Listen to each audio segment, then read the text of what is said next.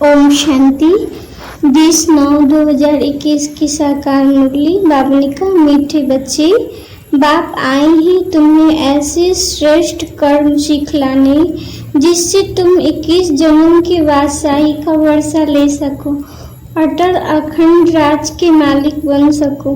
बाप आए हैं तुम्हें ऐसे श्रेष्ठ कर्म सिखलाने जिससे तुम 21 जन्म की बादशाही का राज ले सको, अटल अखंड राज्य के मालिक बन सको।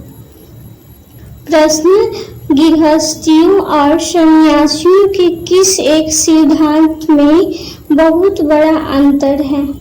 उत्तर: गृहस्थियों का सिद्धांत है कि भगवान जरूर किसी न किसी रूप में आएगा, और सन्यासियों का सिद्धांत है कि ब्रह्म को याद करते करते ब्रह्म में लीन हो जाएंगे। अब बाप समझाती हैं, ब्रह्म में कोई लीन नहीं होता, आत्मा अमर है, वह लीन कैसे होगी? भगवान यदि आएगा तो जरूर टीचर बनकर शिक्षा देगा, प्रेरणा से तो ज्ञान नहीं देगा ना।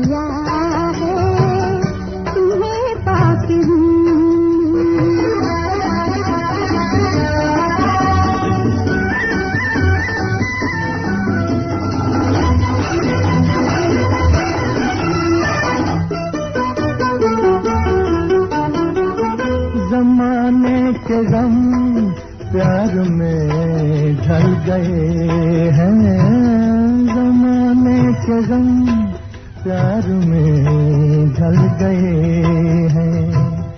उम्मीदों के लाखों दिए जल गए हैं, उम्मीदों के लाखों दिए जल गए हैं, कि जब से तुम्हें मेहरबान पा लिया है, तुम्हें पाके हम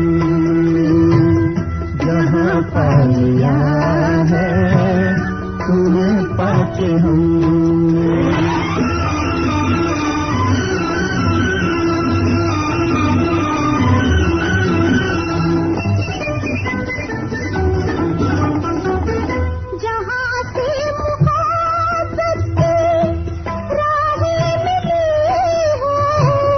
वहीं से मेरी गर्दिशें थम गई हैं, न बिछड़ेंगे हम, कारवां पा लिया है, तुम्हें पाके हम जहाँ पा लिया है।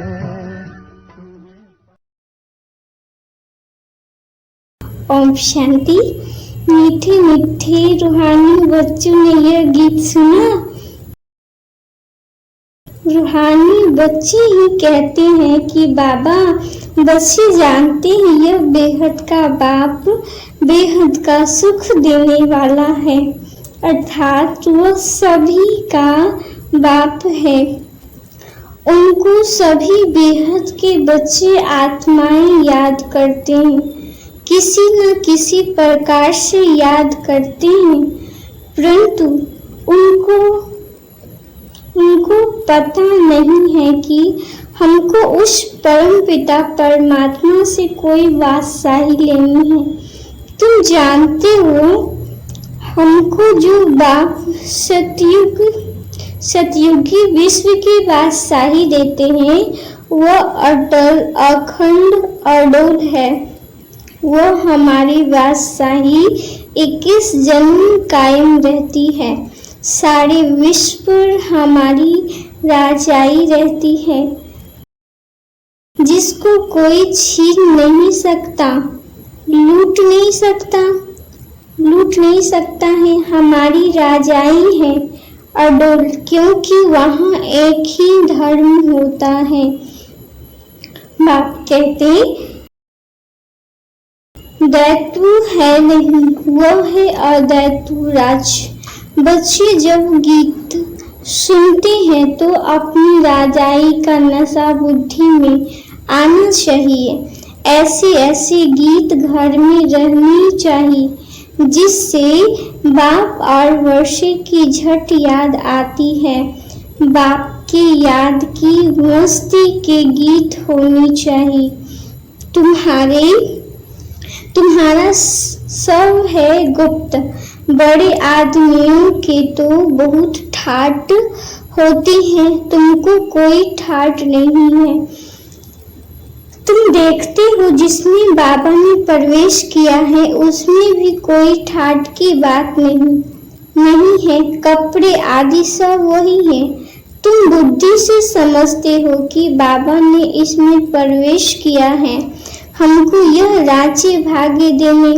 यह भी बच्चे जानते हैं कि सारी सृष्टि में इस समय जो भी मनुष्य मात्र है, सब देह अभिमान में आकर अनराइटियस काम करते हैं, इसलिए बेसमझ कहा जाता है। सबकी बुद्धि को ताला लगा हुआ है। तुम कितने समझदार विश्व के मालिक थे, अभी माया ने बिल्कुल बेसमझ बना दिया है, जो कोई काम के नहीं रहे हैं। बाप के पास जाने के लिए यज्ञ तप बहुत करते हैं, परंतु मिलता कुछ नहीं। ऐसे ही धक्के खाते रहते हैं। परमात्मा को कोई भी जानते नहीं, सर्वव्यापी कह देते हैं। यह भी कितना रॉन्ग हो जाता है। पिता अक्षर बुद्धि में नहीं आता है, करके कोई कहते भी हैं, वह भी कहते हैं, वह भी कहने मात्र। अगर परम पिता समझे तो बुद्धि एकदम चमक उठे। बाप स्वर्ग का वर्षा देते, वह है हेवलिन गॉड फादर। फिर हम कलयुगी नरक में क्यों पड़े हैं? अब हम जीवन मुक्ति कैसे पा सकते हैं? यह किसी की बुद्धि में नहीं आता है। अभी तुमको समझ मिली है। बाबा ने हमको यह स्मृति दिलाई है। जब नई दुनिया, नया भारत था तो हमारा राज्य था। एक ही मत, एक ही भाषा, एक ही महाराजा महारानी थे। सतयुग में महाराजा महारानी, त्रेता में राजा रानी कहा जाता है। फिर द्वापर में वाम मार्ग शुरू होता है। फिर हर एक के कर्मों पर मदार है। कर्मों अनुसार एक शरीर छोड़ दूसरा लेते हैं। अभी बाप कहते हैं, मैं तुमको ऐसे कर्म सिखलाता हूँ जो 21 जन्म बादशाही ही पाते रहेंगे। भल कहाँ भी हद का बाप मिलता है, परंतु बाप कहते फल वहाँ भी हद का बाप मिलता है, परंतु वहाँ यह ज्ञान नहीं रहता है कि यह राजाई का वर्षा बेहद के बाप का दिया हुआ है। फिर द्वापर से रावण राज्य शुरू होता है तो विकारी संबंध हो जाता है। फिर जैसे जैसे कर्म वैसा फल मिलता है। देवता वाम मार्ग में चले जाते हैं। फिर सतयुग का सब खल्लास हो जाता है। फिर कर्म अनुसार जन्म लेते हैं। भारत में पूज्य राजाएं थे तो पुजारी राजाएं भी थे। सतयुग में राजा रानी और प्रजा सब भी पूज्य होते हैं। फिर जब द्वापर में भक्ति शुरू होती है तो यथा राजा रानी तथा प्रजा पुजारी बन जाती हैं। बड़े राजा जो सूर्यवंशी थे वही पुजारी बन जाते हैं। फिर वैश्यवंशी बन जाते हैं। अभी तुम वाइसलेस बनते हो। उसकी प्रारंभ फिर 21 जन्म चलती है। फिर भक्ति मार्ग शुरू होता है। जो जो पूज्य देवी देवता होकर गए हैं उन्हों के मंदिर बनाकर उनकी पूजा करते हैं। यह सिर्फ भारत में ही होता है।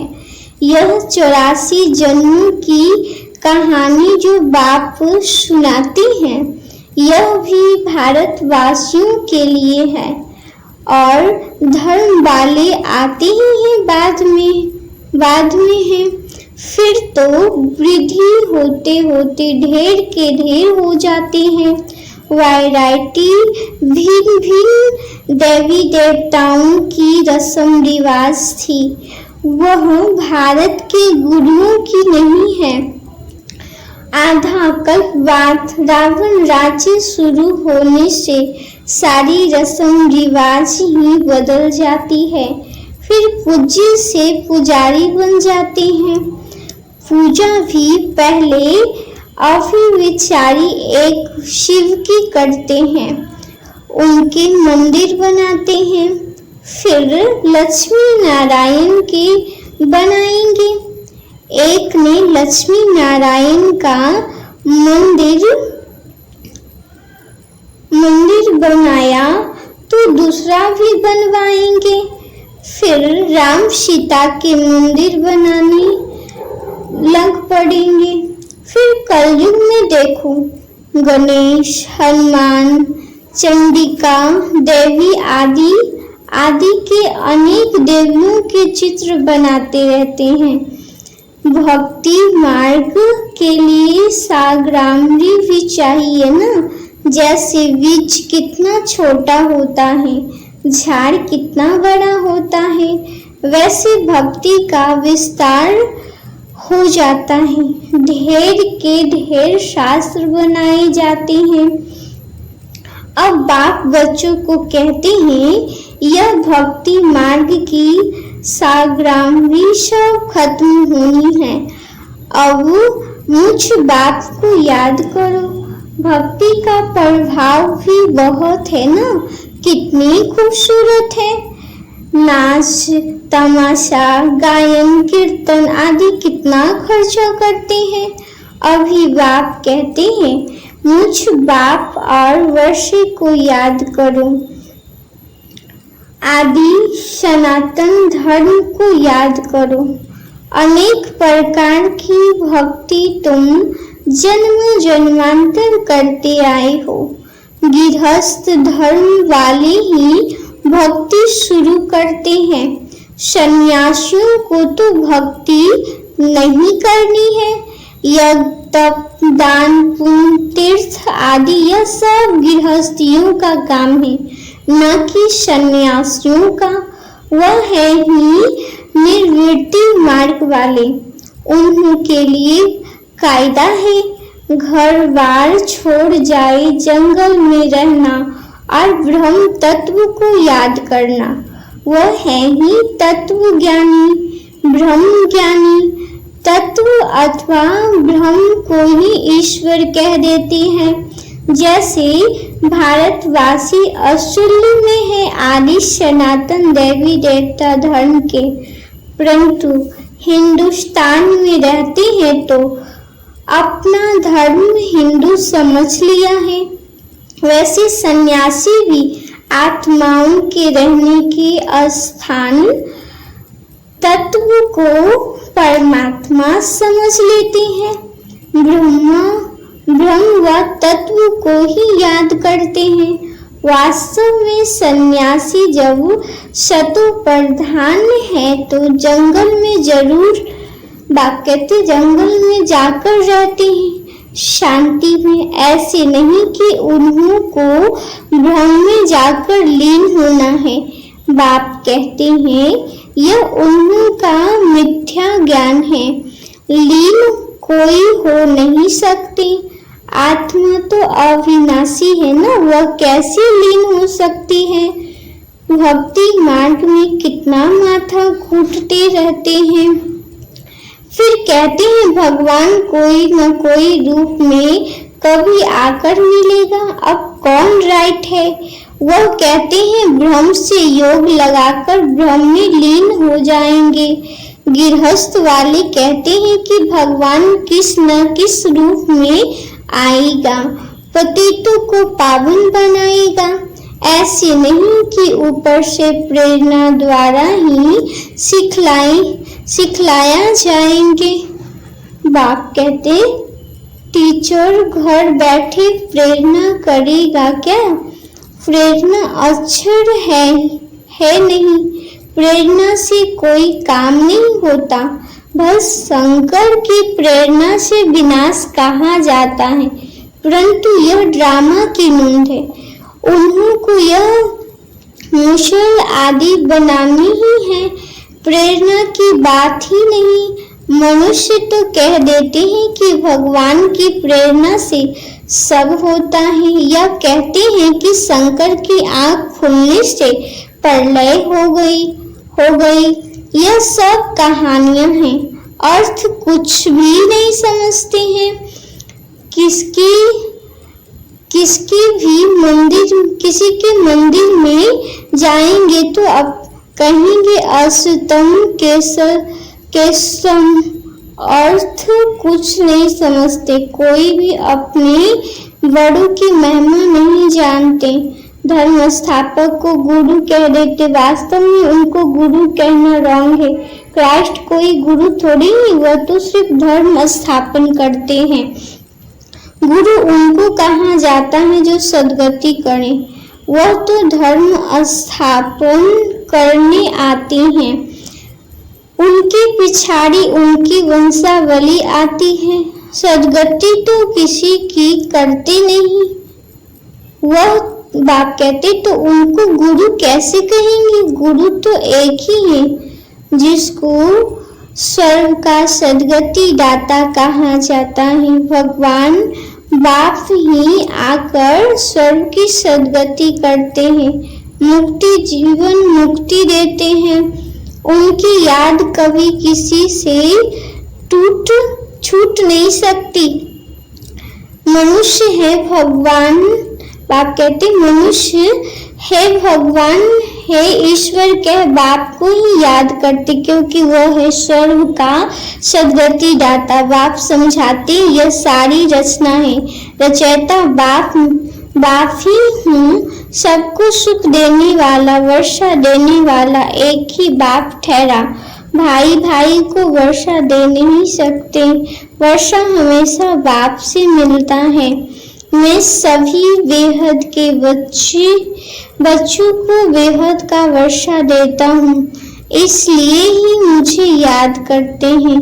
हे परमात्मा क्षमा करो, समझते कुछ भी नहीं। कहते हैं बाप कहते हैं मैं कोई इन्हों के पुकारने से नहीं आता हूँ, यह तो ड्रामा में बना हुआ है।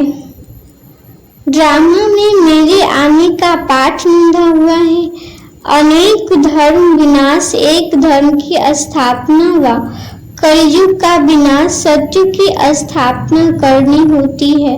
मैं अपने समय पर आता हूँ, यह भक्ति मार्ग का भी ड्रामा में पाठ है। अब जब भक्ति मार्ग का पाठ पूरा होता है तब आया हूँ। कल्प पहले भी बाबा आप ब्रह्मा तन में आए थे। यह ज्ञान अभी तुमको मिलता है, फिर कभी नहीं मिलेगा। यह है ज्ञान, वह है भक्ति। ज्ञान की प्रारंभ है चढ़ती कला। कहा जाता है सेकेंड में जीवन मुक्ति। जनक को सेकेंड में जीवन मुक्ति मिली थी ना, लेकिन क्या एक जनक ने ही जीवन मुक्ति पाई? जीवन मुक्ति तो सब पाते हैं ना, सारी विश्व पाती है। सदगति व जीवन मुक्ति एक ही अक्षर है। जीवन मुक्ति अर्थात जीवन को मुक्त करते हैं इस रावण राज्य से। बाबा जानते हैं बच्चों की कितनी दुर्गति हो गई है, बिल्कुल दुखी हो गए हैं। उन्हों की फिर सदगति होनी है। पहले मुक्ति में जाकर फिर जीवन मुक्ति में आएंगे। शांति धाम से फिर सुख धाम में आएंगे। चक्र का राज बाप ने समझाया है। बाप कहते हैं इस समय सारे सृष्टि का झाड़ जड़ीभूत तमो प्रधान हो गया है। इसलिए कोई भी अपने को आदि सनातन देवी देवता धर्म का समझते नहीं है। आदि सनातन देवी देवता धर्म के थे क्योंकि देवताएं पवित्र थे। हम अपवित्र पतित अपने को देवता कैसे कहलाएं? इसलिए कहा जाता है इन विकारों को छोड़ते जाओ। यह विकार आधा कल्प से रही है। अब एक जन्म में इनको छोड़ना, इसमें मेहनत लगती है। मेहनत बिगड़ थोड़ी ही विश्व का मालिक बनेंगे। बाप को याद करेंगे तभी तुम अपनी कोई राजाई का तिलक देंगे, अर्थात राजाई के अधिकारी बनेंगे। जितना अच्छी रीति याद करेंगे, सिरमत पर चलेंगे तो तुम राजाओं का राजा बनेंगे। पढ़ाने वाला टीचर तो आया है पढ़ाने। यह पाठशाला है ही मनुष्य देवता बनने की, नर से नारायण बनाने की कथा सुनाते हैं। यह कथा कितनी नामी ग्रामी है। इनको अमर कथा, सत्यनारायण की कथा, तीसरी की कथा भी कहते हैं। देखो गीत कितना अच्छा है। बाबा हमको विश्व का मालिक बनाते हैं। जो मालिक बना कोई लूट न सके, कोई अर्थ कलेक्स आदि नहीं होगी। वहाँ विधन की कोई बात ही नहीं। ऐसा अटल अखंड पवित्रता सुख शांति का राज्य तुम अभी पा रहे हो। कल पहले मुसाफिक हर 5000 वर्ष बाद भारत स्वर्ग बनता है। तुम जानते हो हम सो देवता थे, फिर 84 जन्म लेते लेते आकर यह बनते हैं। फिर हम सो देवता बनेंगे। इसको कहा जाता है सुदर्शन चक्रधारी। बाप कहते अच्छा मीठे मीठे सीखे लंधे बच्चों प्रति माता पिता बाप दादा का याद प्यार और गुड मॉर्निंग। रूहानी बाप की रूहानी बच्चों को नमस्ते। हम रूहानी बच्चों की रूहानी बाप दादा को याद प्यार और नमस्ते नमस्ते नमस्ते। धारणा के लिए मुख्य सार है। फर्स्ट पॉइंट में बाबा ने कहा अपने आप को राजाई का तिलक देने के लिए याद की मेहनत करनी है। सब विकारों को छोड़ देना है। दूसरा, ब्रह्मा बाप सम्मान साधारण और गुप्त रहना है। बाहर का ठाट आदि नहीं करना है। अपने भविष्य राजाई के नशे में रहना है। वरदान, नॉलेजफुल, पावरफुल और लवफुल स्वरूप द्वारा हर कर्म में सिद्धि प्राप्त करने वाले सिद्धि स्वरूप भव। नॉलेजफुल, पावरफुल और लवफुल स्वरूप द्वारा हर कर्म में सिद्धि प्राप्त करने वाले सिद्धि स्वरूप भव। जब विस्तार है, जब वाणी द्वारा सर्विस करते हो तो मनसा पावरफुल हो। मनसा द्वारा दूसरों की मनसा को चेंज करो, अर्थात मनसा द्वारा मनसा को कंट्रोल करो और वाणी द्वारा लाइट माइट देकर नॉलेजफुल बनाओ और कर्म अर्थात संपर्क व अपनी रमणीक एक्टिविटी से उन्हें असली फैमिली का अनुभव कराओ। ऐसे जब तीनों स्वरूप में रहकर हर कर्म करेंगे तो सिद्धि स्वरूप स्वतः बन जाएंगे। स्लोगन, अपने पास शुद्ध संकल्पों की शक्ति जमा करो तो यह शक्ति सेफ्टी का साधन बन जाएगी। अपने पास शुद्ध संकल्पों की शक्ति जमा करो तो यह शक्ति सेफ्टी का साधन बन जाएगी। ओम शांति।